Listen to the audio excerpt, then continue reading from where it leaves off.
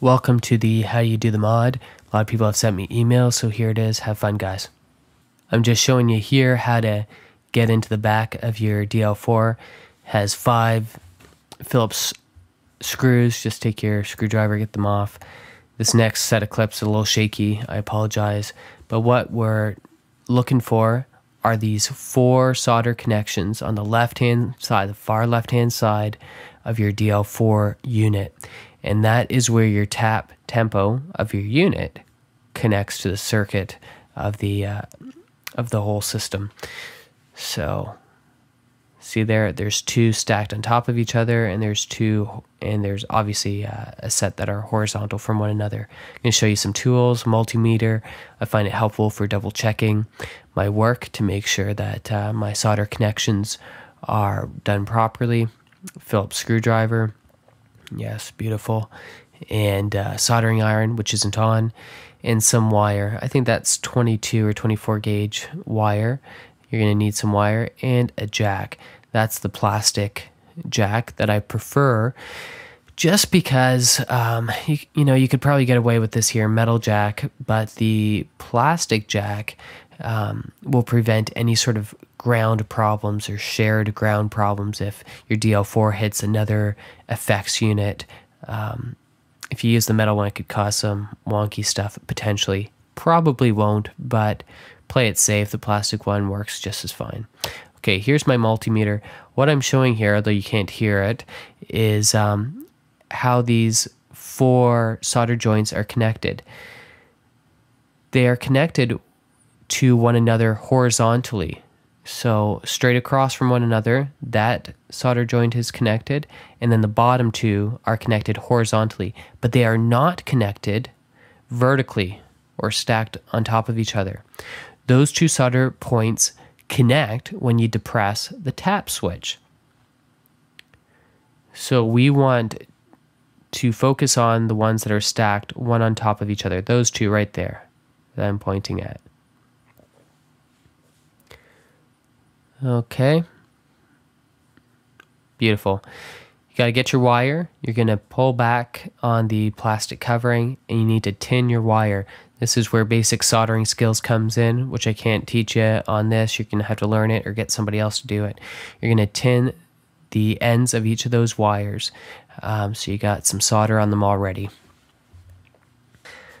Okay, so after you've tinned your wire, you're going to solder 1 wire to the top contact.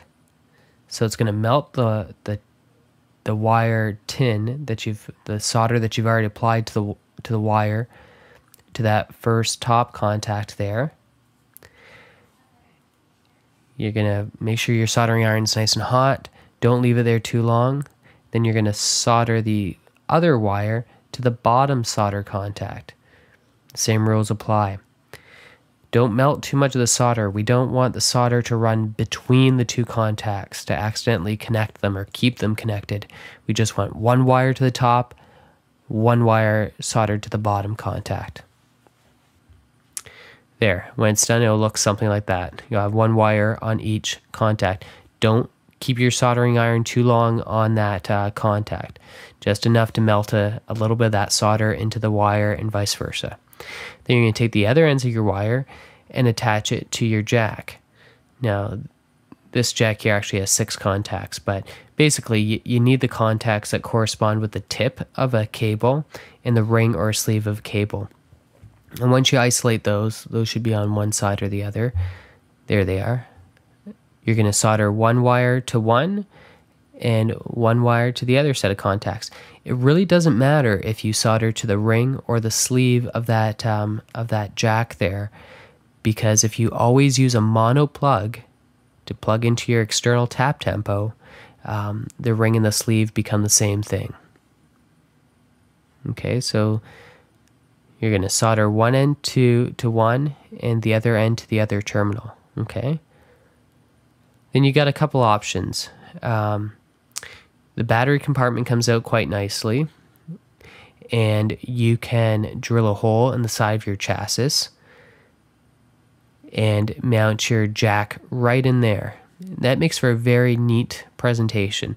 Can even put a little washer so you make sure it doesn't come loose on the one side. If you're going to drill it out, you need probably about a 1/2 inch drill bit, and just drill in the corner there. Make sure you have enough room to fit the jack, so do some pre-planning. Drill a hole there, put the jack through, screw on the nut on the other side, and you have a very clean looking operation. Now, you can't really use the battery compartment, but who uses the battery compartment on these? No one. The other thing that you could do is fish the wires out. I'm just showing right there that that little battery piece comes out. The other thing that you could do is you could fish the wires out of the battery compartment to a jack. The only problem there is, say you trip over the cord that's running to your external tap tempo and it yanks really hard on those solder connections, that could come loose and that could be a problem. So my suggestion is bite the bullet, drill a hole in the side, put your jack there. Just make sure you have enough room that the jack will fit in there where the hole is. You could use a little center tap, to punch it out first. Again, if you're unsure about your soldering skills, get a friend who really knows how to solder to do this. It's not hard if you've done any sort of soldering before. You're just tinning the ends and then connecting to those two contacts, the stacked contacts. Or you could, if you followed what I said, you could solder to the diagonal contacts of those 4 there. And that'll give you your external tap tempo. The internal tap tempo, the one that's already on the DL4, will of course continue to work, but you can also use your external tap tempo. And that's all, folks. Good luck.